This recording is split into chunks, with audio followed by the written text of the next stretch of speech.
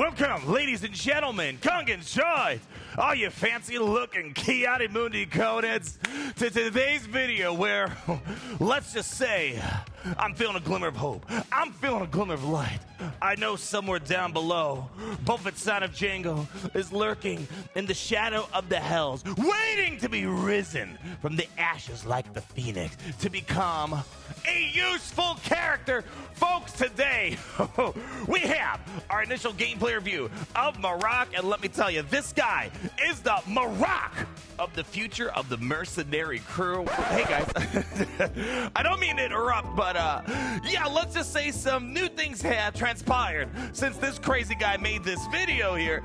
And yeah, let's just say Reva's gonna get a massive boost because of Marrok. I'll show up again later on so we can talk more about some new findings. I'm not even sure CG intended. Yeah, I'll catch you guys in a little bit. All right, you keep going. You keep doing your thing. Man, oh man, I think we're gonna be seeing Boba, son of Jango, turn from a zero straight to a hero. And if you don't believe me, well, I bet if you guys hit that like button, you guys are gonna believe me. In a few short moments, we're gonna be immersing you into what Marrok is gonna be bringing, not just to the Inquisitor, but more importantly, the first glimmers of what the mercenaries are gonna be looking like, my friends. So sit down, relax, let's get on into the action, my friends. All right, people. It's on the board. Marrok, Marrok. I don't know. People still get mad how I say it. I thought it's Marrok. I don't care. All I care is that this guy is going to be the rock starting foundation for the mercenaries. Let's first start off with this. You might be asking yourself, what are the mods? These are not the mods I would recommend currently, but here's the mods I do recommend. From Pimpo, if we're going to go ahead and get the most out of this guy, right now, let's just say he's putting out some decent damage. So offense, health set, or maybe even a potency set seem pretty nice for the time being. But don't worry, things could change when Balin's Skull comes out. Now, in case you didn't know, yes, Balin's Skull is coming to Star Wars Galaxy. This is the last requirement for Balin's Skull, Relic 7 Marrok, and likely, our guesstimations are within the next 2-3 weeks, Balin is likely going to be dropped, and whatever the next Datacron sets become farmable. But in the meantime, let's say you're not getting Balin's Skull day one. Like the king of triple gods get the mobile gaming, I have those 3 wacky numbers on the back of my mama's credit card. What can you do with Marrok? There are 2 things that you can do with Marrok. Inquisitors are going to be one of the probably primary homes that a lot of you guys might be using Marrok until you get Balin's Skull. And then secondarily, which we're going to be talking about, the mercenaries. They're still not all there yet. They're not like a top tier team for the moment. But Marrok, unlike Shen, is giving us the bedrock foundation to start seeing some interesting things that we're going to have at our disposal and giving us a glimmer, a little peek into the window as to what the mercenaries are going to bring. Well, let's first start off with the Inquisitors. Now, when it comes to the Inquisitors, I'll first say this. There's 2 analyses. I don't care. What we need to first look at is the Inquisitors. And what does Marrok bring to them? And I want to first talk about the non-PvP stuff, and we're going to be talking about territory battles. This is a massive improvement for the Inquisitors if you apply the Omicron on Masked Hunter. Now, the other day, I'll leave a card in the top right-hand corner. You know what? I'll just show the gameplay in this video. We showed early access gameplay of Marrok with the Inquisitors inside of the territory battle experience, and well, let's just say this guy basically makes it an instant win for Inquisitors and most things that they do. When it comes to the Reva special mission, we see that this guy doesn't care about the thermal detonators in the Reva special mission, doesn't care about the damage over time that the Tatooine modifier brings, and the sheer amount of damage that you're going to be bringing with this Omicron, all the extra true damage that's associated with this Datacron or Omicron. There's so many crons in this game, but you know what's going to be croning? The enemy team when they're getting 2-tapped by the sheer amount of damage. When you get to wave 2 with the Master Kenobi, literally 2-tap Master Kenobi because you're hitting for 500,000 damage each. Yes, that's big type of damage that you're going to be looking for. So if you do care about territory battles and you feel like your Inquisitors are lacking, this Omicron is going to be a big deal. However, I will say, I generally find my Inquisitors to take care of most things that I do. Again, the biggest challenge with the Rise of the Empire isn't so much the team's power. It's more so the Relic accessibility. Can you get a Relic 8 Inquisitor team? Can you get a Relic 9 Inquisitor team? That's truly the big problem, but after you complete that, well, the Omicron makes it easy peasy. So if you're looking to make Inquisitors a full auto win on the Reva Special Mission and probably other missions out there, seems to be pretty good. But now let's talk about the things that people probably do care about.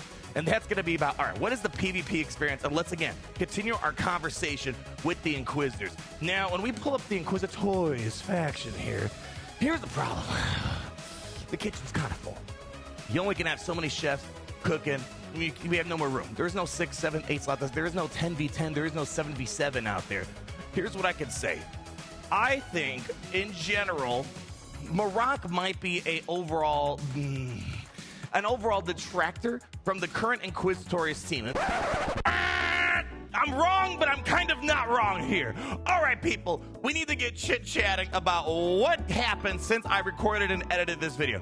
Technically, this guy is not wrong. That Marrok overall doesn't feel like a massive boost for Inquisitors, but it seems like Capital Games needs to fix the game. Let's just say the unique ability on Marrok, on Patience, seems to be coded incorrectly. Either there's an incorrect coding or there's incorrect wording. They're not matching. But I played my Grand Arena the other day, and my opponent didn't even know this, but they wanted to put Marrok down on defense in Grand Arena so I can just play around with him. Well, I threw in my Phoenix, which is generally one of the more budget counters that's fairly consistent against Reva, and it got completely shut down because of Marrok. And it's something that looks like there's a inconsistency with the actuality of the gameplay versus the text. Let's talk about it, and if this stays, my opinion on Marrok vastly changes, and this is a huge boost for Reva if it stays the way it performed. Dispel debuffs from a random Inquisitor's ally whenever a stack of Purge is consumed or dispelled by any Inquisitor's ally. So for example, Eighth Brother, when he does it, he dispels the Purge. Well, that would trigger this unique ability and he would cleanse the debuffs. Okay, that makes sense. However, when I was in Grand Arena using Phoenix, I had L337, for example, who would cleanse debuffs off herself, and I also had characters like Captain Rex, where on the basic, he can cleanse an ally. When my own team was cleansing their debuffs completely separate from the Inquisitors, it was triggering this unique ability. And this is way more powerful. Essentially, Marrok shuts down the most budget-friendly counter we have, the Reva, if this stays in place. And in case you don't believe me that there's an inconsistency, take a look at the other Inquisitor unique abilities here. It's worded very differently. A few words changes a lot. For example, take a look at the last bit right here. Whenever Purge is consumed or dispelled on an enemy, this character gains 3% to murder. What's the difference? This is worded differently than Marrok because this doesn't specifically state that Inquisitors need to dispel, consume, purge. This is worded where either the enemy or allies consume or dispel purge. You see the difference? Marrok specifically states only Inquisitor allies that consume or dispel purge triggers the passive cleanse on Marrok. But the way it's actually playing out, it's basically playing out like the other Patience unique abilities on the Inquisitor. So it almost feels like they copy and pasted the code from the other Inquisitor unique abilities and added Marrok's to kind of function like this. But again, it shouldn't. But the question is, what's correct? Is the coding correct? Or is the wording correct? Because if they say, oh, the code is correct, Marrok is now a huge benefit, I would say, for Reva inside a Grand Arena, even territories, because people like to use their Phoenix. This shuts it down, because if you can't keep your debuffs on because you're constantly cleansing and you're getting rid of the Dazed Tenacity down, the Inquisitor team basically seems invincible against Phoenix now. But if they go with the wording, then yeah, Marrok's not really feeling like a massive upgrade for Reva and the Inquisitors in general when they're in Grand Arena territory wars. So anyways, it's in Capital Games ballpark what they do, but the fact of the matter is right here, right now, this is a massive buff for Reva. And if they keep it, because you know how long it takes them to fix bugs, I suspect for the next couple weeks, this is going to be around, and yeah, use it to your advantage, or be careful, because again, no one knew about this bug until I went into Grand Arena, and it was the first time we saw it, and I ended up, spoiler, losing to Grand Arena because of this unintended bug, incorrect code, incorrect wording. We'll let this guy finish up the rest of the video, but I'm gonna cut out a lot of my opinion on the Marrok that I had recorded already, because it's a little bit different than what I experienced in Grand Arena. All right, yeah, you can go ahead, do the rest of the video. All right, see you guys later. Bye. Oh!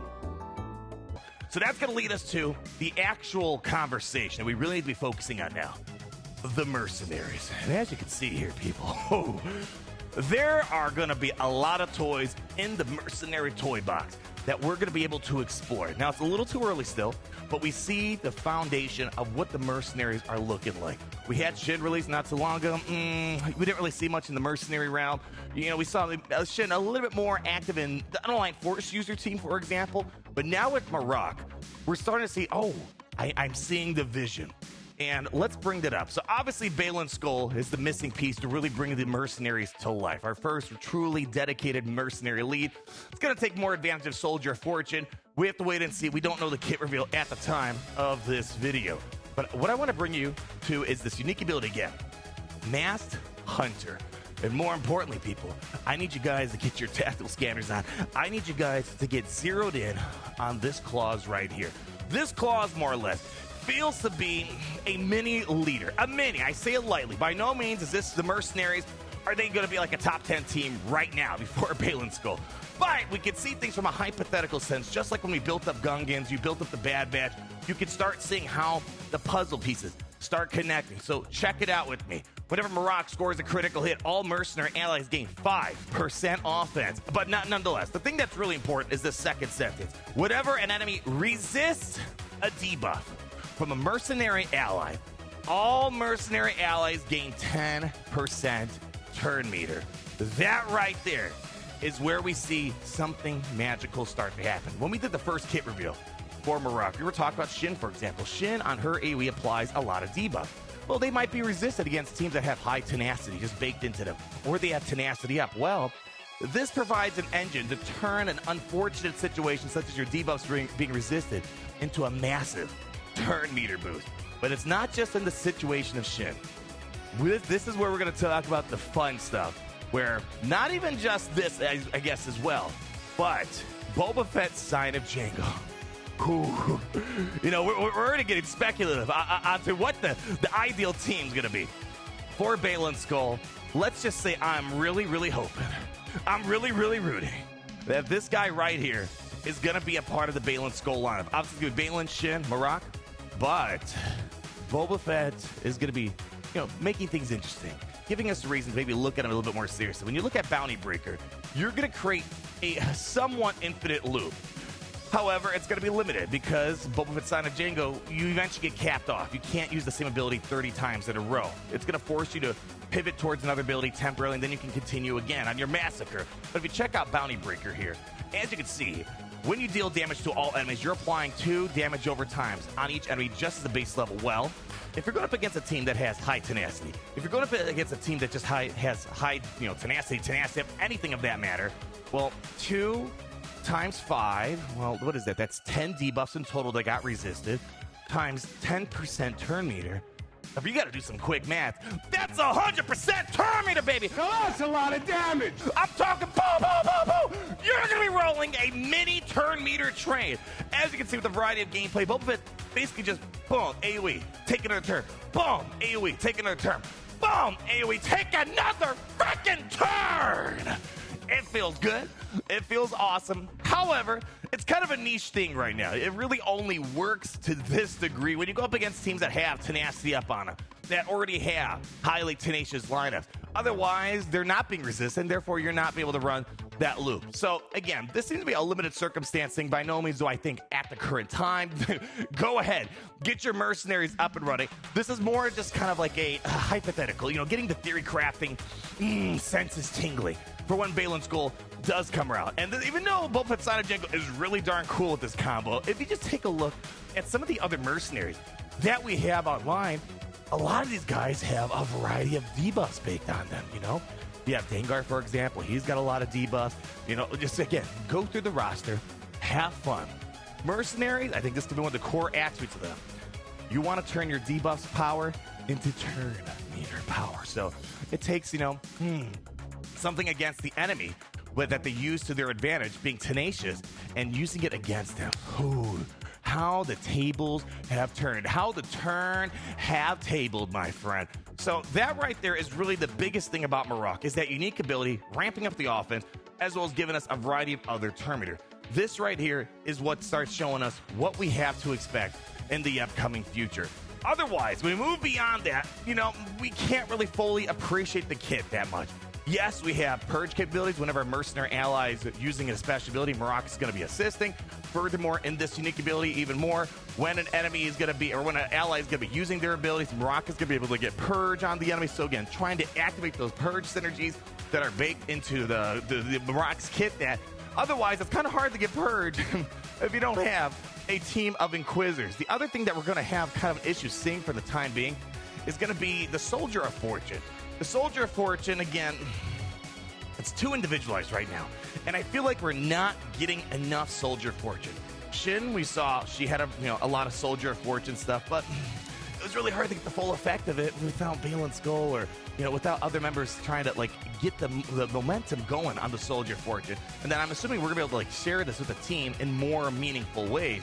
You know, with Marrok, he's going to start the battle off. He's going to get at least, you know, a stack of Soldier of Fortune per Jedi or light side unaligned force user enemy. So if there's a team of full Jedi, well, that's 5 purges right there. If you're going to be against a raid team, a lot of unaligned force users, okay, that's probably going to be 5 right there. And then also, furthermore, this is where we're going to start passively helping out the team. This really reminds me of the Imperial Troopers, how they share their unique abilities to kind of bolster each other up in some way. This is kind of what we're seeing right here. Right here, mercenary allies, when they start their turn, they're going to get 2% defense penetration for each stack of Soldier Fortune they have until the end of their turn.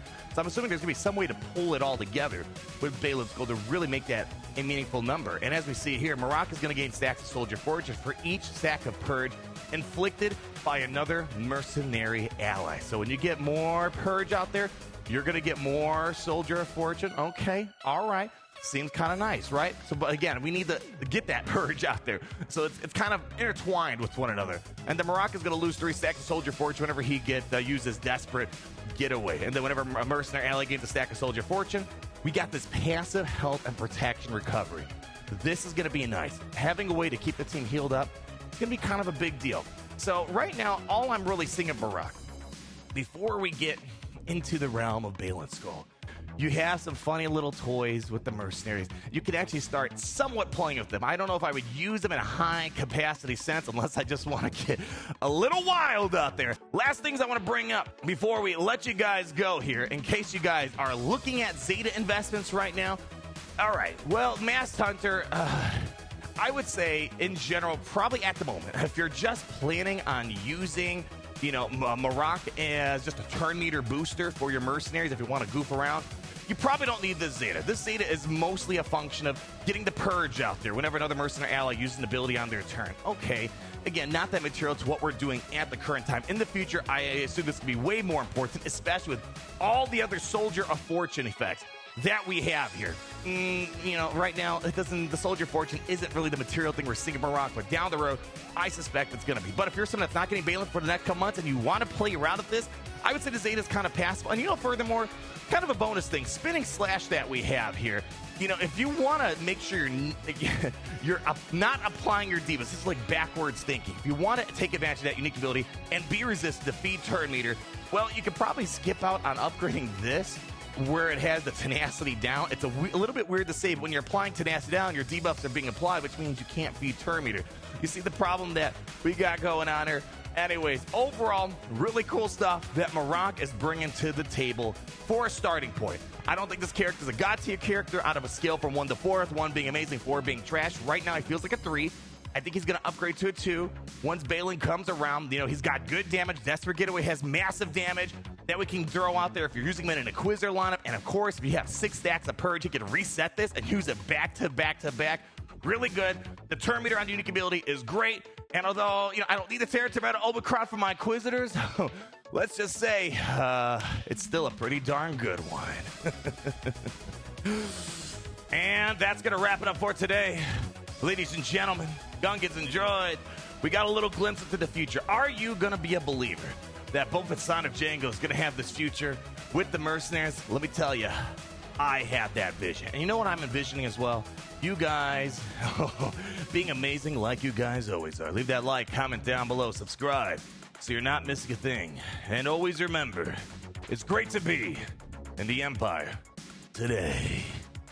Oh, it's great to be in the Empire today.